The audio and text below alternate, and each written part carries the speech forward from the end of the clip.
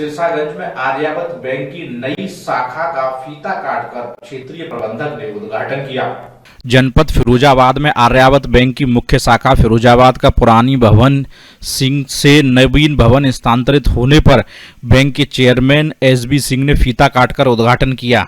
ज्ञात हो कि अभी तक आर्यावर्त बैंक की मुख्य शाखा सर्कुलर रोड पर थी और जगह कम होने के कारण अब सेंट्रल बैंक चौराहे के निकट नवीन शाखा में स्थानांतरित हो गई है, जिसका उद्घाटन लखनऊ से बैंक के चेयरमैन एसबी सिंह ने फीता काटकर किया। इस अवसर पर बैंक अधिकारी स्टाफ बैंक के ग्राहकों को संबोधित करते हुए बैंक अब नवीन आधुनिक सुविधाओं से भरपूर है, आप बैंकिंग की सुविधाओं का पूरा लाभ ले सकते हैं। इस अवसर बैंक के क्षेत्रीय प्रबंधक महावीर सिंह, वरिष्ठ प्रबंधक एसके सक्सेना, क्षेत्रीय कार्यालय के प्रबंधक गगन दुबे, पूर्व शाखा प्रबंधक जैनुल आबदीन व ब्रांच मैनेजर योगेश खंडेलवाल ने सभी आगंतुकों का धन्यवाद ज्ञापित किया। आदित्य प्रताप सिंह, सिरसागंज, फिरोजाबाद, समाचार 24। हमारा ये है कि हमारे जो रीजनल ऑफिस है उसकी समीक्षा करनी है कि हमारी प्रगति किस तरीके से चल रही है। मार्च का महीना है तो जो इस साल बैलेंस शीट बननी है वो मार्च का ही बेस होता है, फिर एक साल तक यही हमको कैरी करना पड़ेगा। तो अच्छी से अच्छी हमारी बैलेंस शीट हो, हमारे बिजनेस में वृद्धि हो, इन्हीं सब चीज़ों पर बात करने के लिए हम लोग आए हैं। और इंसिडेंटली ये हमारी नई ब्रांच बनी थी तो इसका भी इनॉग्रेशन आज जो है आप लोगों के लिए हुआ है। तो हम उम्मीद करते हैं कि यहाँ पर हमारे जो ग्राहक बंधु हैं उनको अच्छी सुविधाएं मिलेंगी, हमारा बिजनेस भी बढ़ेगा और हमारे जो हमसे जुड़े हुए ग्राहक हैं उनको भी अपना व्यवसाय बढ़ाने में, अपने साथ बैंकिंग कारोबार करने में सहूलियत होगी।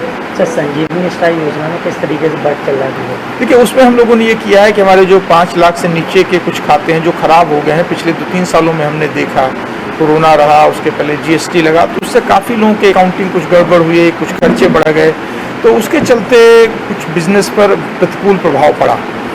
तो 2 चीज़ें हैं, अगर समाज को प्रगति करनी है तो ये देखना है कि हर आदमी प्रगति में अपनी हिस्सेदारी करे। अब एक तबका ऐसा है जिनके खाते खराब हो गए, समाज की मुख्यधारा से बाहर हो गए। हमारी कोशिश ये है कि उनके साथ एक समझौता करके हम उनको अर्थव्यवस्था की मुख्य धारा में लाएं, जिससे हमारा उनका भी विकास हो, बैंक का विकास हो, हमारे समाज का विकास हो। तो इसके लिए हम लोगों ने ये स्कीम की है और इसमें कुछ छोटे जो लोन हैं, 2 लाख तक के कृषि के हैं, 1 लाख तक के दूसरे लोन हैं, इसमें हमने कस्टमर रिकनेक्ट भी चालू किया है कि तुरंत इनके साथ समाधान करके और इनको नए कार्य के लिए नया ऋण भी दे दिया जाए।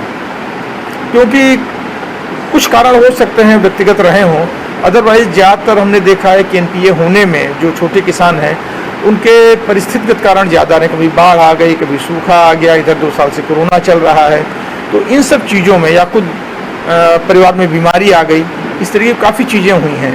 तो इन चीज़ों से थोड़ा सा उसको सहूलियत दे के हम लोगों ने कोशिश किया है कि हम लोग उनके बिजनेस को रिवाइव करें और वो लोग अपनी उत्पादकता से हमारे देश के विकास में, प्रदेश के विकास में अपना योगदान दे सकें। इस योजना का लाभ सबसे ज़्यादा मिला है? नहीं, ये तो व्यक्ति पर निर्भर करता है कि किस योजना का लाभ सबसे ज़्यादा मिलेगा। अब जिस आदमी का डिफ़ॉल्ट है वो तो कहेगा कि हमको छूट मिल जाए, उसमें ज़्यादा लाभ है। जिस आदमी को ऋण लेना है वो कहेगा हमको ऋण मिल जाए इसलिए हमको फ़ायदा है। किसी आदमी को डिपॉजिट करना है तो कहेगा डिपॉजिट की सुविधाएं मिल जाए तो हमको फ़ायदा है। तो ये तो व्यक्ति विशेष के ऊपर निर्भर करता है और हमारे पास सभी प्रकार की सुविधाएं हैं जो हम जनता को दे रहे हैं। सर, केसीसी रिकनेक्ट स्कीम और देखिए, जो रिकनेक्ट या संजीवनी स्कीम है इसमें अब बैंक के पीएनएल पर विपरीत प्रभाव पड़ेगा। तो हम ये देखेंगे 31 मार्च को हमारी बैलेंस शीट की क्या स्थिति है, उसके आधार पर हम इसको कितने दिनों के लिए कितना